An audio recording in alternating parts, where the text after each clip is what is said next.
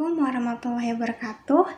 Saya Yunita Sri Herawati dari kelas BKC dengan NIM 21044502053, jurusan Psikologi Pendidikan dan Bimbingan Universitas Negeri Makassar.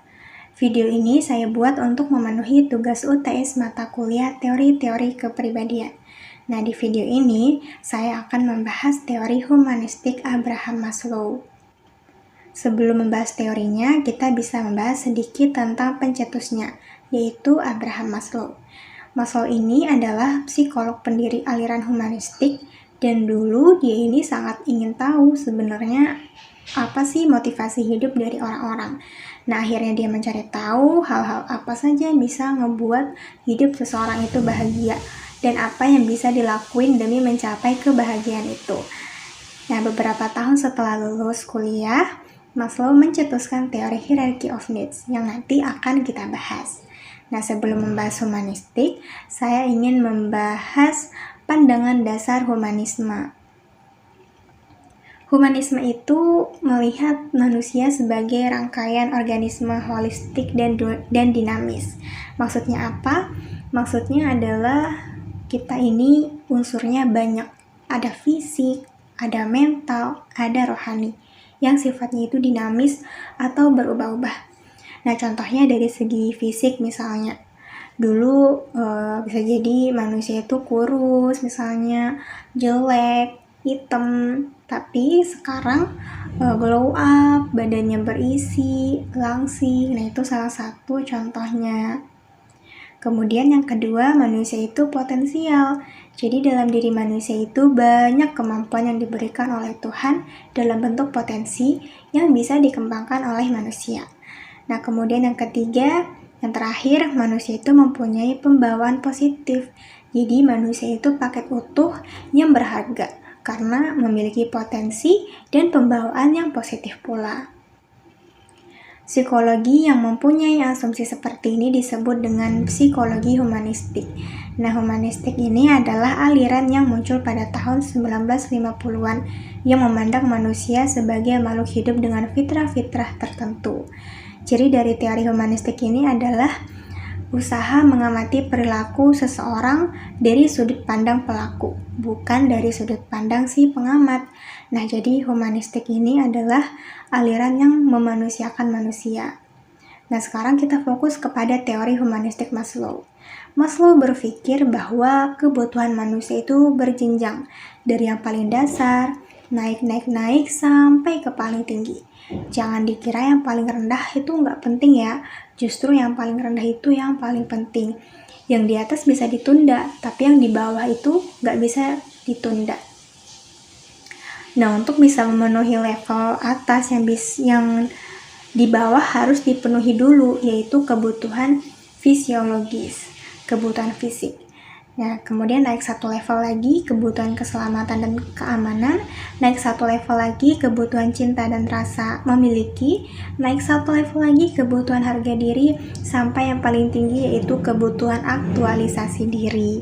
Nah, jadi kebutuhan yang dasar adalah kebutuhan fisiologis, kebutuhan fisik seperti makan, minum, dan tidur.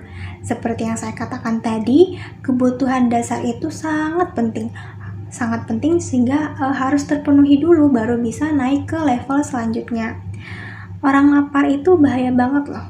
Contohnya nih pada kasus tim rugby Amerika Selatan yang pesawatnya tuh jatuh pada tahun 1970. Nah, beberapa orang yang selamat itu kan terasing, terpencil, gak ada siapa-siapa, gak bisa makan. Akhirnya mereka makan daging teman sendiri. Nah, kenapa kok bisa manusia kayak gitu ya? Kalau udah lapar, apa yang gak mungkin coba?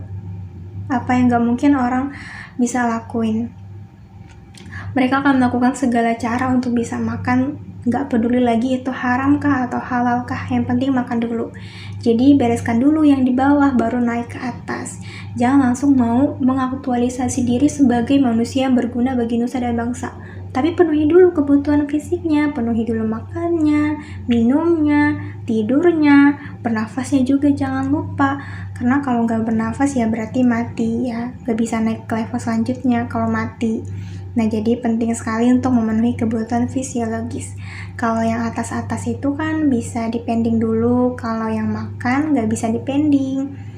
Jadi pokoknya begitu lapar makan, kalau haus ya minum, ya bernafas juga jangan lupa. Kemudian naik satu level lagi, ada kebutuhan keselamatan dan keamanan.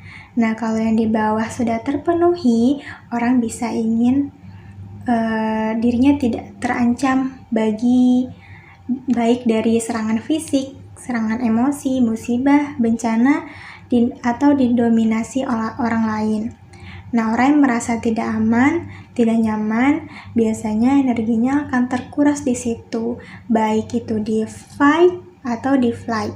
Fight itu melawan, flight itu artinya lari. Nah, kalau kita merasa nggak aman, kan reaksinya ada dua tuh, antara melawan dan lari. Kalau misal yang mengganggu kita itu orang yang dengan badan besar, berotot, maka kita akan memilih untuk lari. Kalau orang yang mengganggu kita itu kurus krempeng, kecil, pasti kita akan lawan. Nah, karena ini tadi energi kita akan terkuras di sini. Intinya apa? Intinya kita nggak mau ditakut-takuti, karena secara fitrah manusia itu butuh rasa aman dan selamat. Maka dari itu jangan heran kalau ada orang yang terancam, dia akan melakukan segala cara. Entah terancam kehilangan kehormatan, terancam ketenangan hidup, itu bisa melakukan apa saja karena ini kebutuhan dasar dan penting dalam hidup manusia. Misalnya nih, kamu mau ikut seminar, tapi ternyata ada teman SMA-mu yang dulu tuh suka ngebully kamu. Dia itu juga ikut seminar. Nah, otomatis kamu akan berpikir lagi, pergi apa enggak ya? Kalau pergi ya, kamu akan merasa enggak enak, enggak nyaman, takutnya nanti pas ketemu dibully lagi. Jadi pasti akan memutuskan enggak usah pergi supaya tetap aman. Nah, contohnya lagi nih yang paling sering terjadi di dunia perkuliahan. Nah, orang yang pertama datang ke kelas itu pasti akan memilih duduk paling belakang. Gak mau tuh duduk di depan. Karena apa? Karena mereka ingin merasa aman. Mereka pikirnya kalau duduk di depan itu paling dekat dengan dosen, nanti ditunjuk terus sama dosen.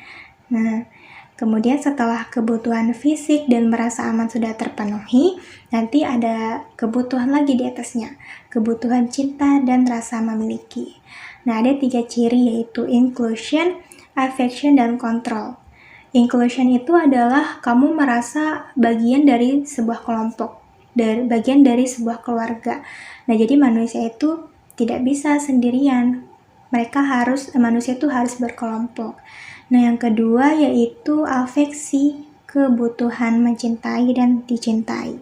Kalau mencintai saja ya sakit, ya. Jadi butuh dicintai juga. Keduanya harus imbang, harus ada feedback. Kemudian yang ketiga adalah kontrol. Kontrol ini adalah kemampuan kamu mempengaruhi diri kamu sendiri dengan orang lain dalam sebuah kelompok. Nah, kemudian naik satu level lagi, ada kebutuhan harga diri. Nah, di dalam hidup kita butuh penghargaan dari orang lain atau penghargaan diri kita sendiri. Nah, puncaknya itu adalah aktualisasi diri. Kebutuhan aktualisasi diri ini merupakan kebutuhan yang terdapat 17 meta kebutuhan yang tidak tersusun secara hierarki, tapi saling mengisi. Jika meta kebutuhan tidak terpenuhi, maka akan terjadi meta patologi seperti apatisme, kebosanan, putus asa, dan sebagainya. Nah, menurut Maslow, meta kebutuhan untuk mengaktualisasikan diri terdiri dari kebenaran, keindahan, atau kecantikan, kesempurnaan, dan lain sebagainya.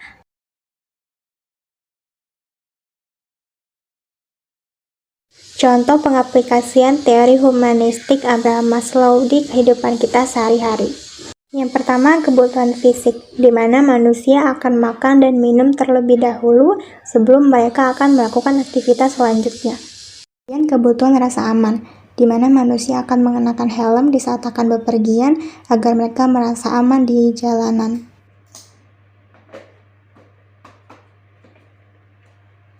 Baik, itulah tadi penjelasan humanistik Abraham Maslow. Terima kasih. Wassalamualaikum warahmatullahi wabarakatuh.